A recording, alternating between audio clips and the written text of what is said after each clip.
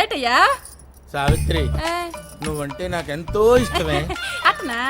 ఇప్పుడు అయ్యగారి పక్కన ఉంటుంటావు కదా, ఆసుపత్రిలో ఏం చేస్తుంటా? అయ్యగారు ఆపరేషన్ చేస్తా కుట్లేస్తారు కదా, ఆ మిగిలిపోయిన కుట్టు నేనే చేస్తాను. అయ్యగారు మనుషులు ఏమంటే ఏ సెత్తవేటి? కుట్లేయమంటారు కానీ మనుషులు ఎందుకు ఏమంటారే? ఎయ్యమంటే ఏత్తవా నేదా? ఓసే నీ అమ్మ కడుపు మాడా. హింస అంటే అంత ఇష్టమేంటే నీకు? యాటయ్యా, యాట చూసినా నిన్ను ఇష్టపడాలా? మనిషికి నెత్తి మీద 4 అడుగులు లేవు, నిలబడితే 5 అడుగులు లేవు. అయ్యగారు పక్కన నువ్వు నిలబడతావు కాబట్టి కాదు నా నిన్ను ఇష్టపడాలా?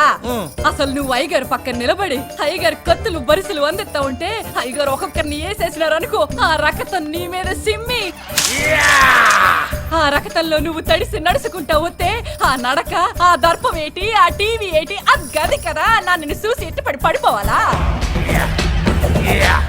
పౌరుషం అంటే. సావిత్రి, ఇది ఊహించడానికి బానే ఉంది కానీ చెయ్యాలంటేనే చెమటలు పెట్టేస్తానే. మగాడివి కదా, అయ్యగారు అటు నుంచి 10 మంది నరకతా ఉంటే ఇటు కనీసం 4 నరకలేవా? నలుగురా? పోనీ ఇద్దరిని. పోనీ ఇద్దరిని ఏమైనా బేరకాలనుకున్నావంటే మనుషులు ఏటైనా సరే నరకాల్సిందే. మరి అందరూ నరుక్కుంటూ పోతే కత్తులు గొడ్డళ్ళు ఎవరు అందిస్తారమ్మా? నాకు తెలియదబ్బా. నువ్వు భారతం చదివావా? ఎన్నా? ఏదోట్లే. భారతంలో కృష్ణుడు ఎవరినైనా చంపాడా? సంపలా. నేను అంతే, కృష్ణుడు టైప్. అందించడం, వేయించడం. 4 నరికి తలకాయల సంచులు ఇటుకురా, అప్పుడు సోత్తా. 4 తలకాయల? నా కర్మ. ఏదో సూదులు ఇంజక్షన్లు అందించవచ్చు కదా అని డాక్టర్ గారి దగ్గర చేరితే ఆయనకి గొడ్డళ్ళు కత్తులు అందించాల్సి వస్తుంది. ఏదో గంటకు తగ్గ బొంత దీన్ని కట్టుకుందాం అనుకుంటే ఇదేమో 4 తలకాయలు.